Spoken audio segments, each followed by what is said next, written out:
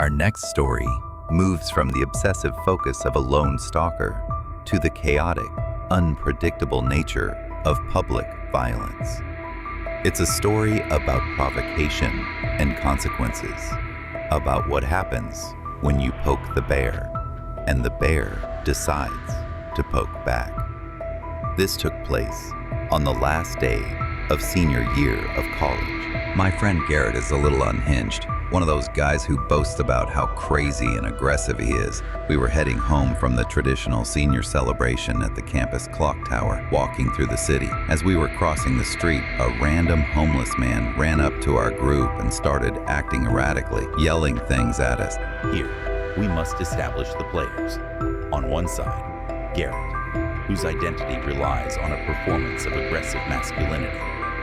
On the other, a man likely suffering from severe addiction or mental health issues, living completely outside the social contract. He has nothing to lose.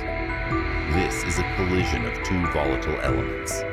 One person who desperately needs to maintain face, and another who has no face left to maintain. It is a recipe for disaster. The group's instinct was correct. We started walking in a wide semicircle around him, trying to disengage. Everyone but Garrett, that is. He started yelling back, telling the guy to get out of the street. The man took a few aggressive steps toward him. The rest of us jumped in, and I tried to pull Garrett back, but he pushed my hand away and charged full speed at the man. The man ran, and Garrett stopped, laughing. This was a critical failure of de-escalation. Garrett met aggression with aggression, pouring gasoline on a fire. His laughter reinforced his worldview. My aggression works. It makes me powerful. He thought the conflict was over.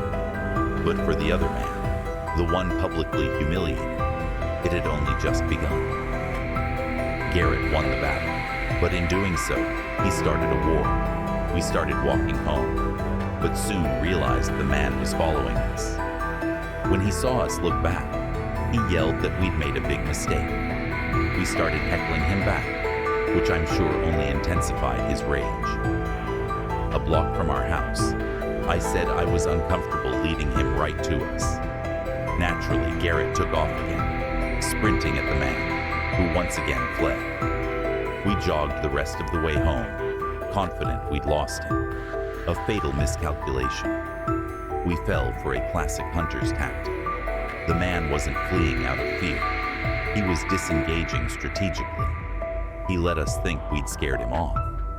Now he knew our location. All he had to do was wait. Our home was no longer a sanctuary. It was a target. Later that night, stumbling out the front door to get my DoorDash, I noticed the side gate to our backyard was wide open. The twine we used to keep it shut was snapped. I instantly knew. It was him. My drunken self, instead of alerting my friends, decided to investigate alone. That broken twine was a message. I have been here. I have breached your perimeter. I am in control. And yet, impaired judgment led me to make the single worst decision you can make in a horror movie. I separated myself from the herd.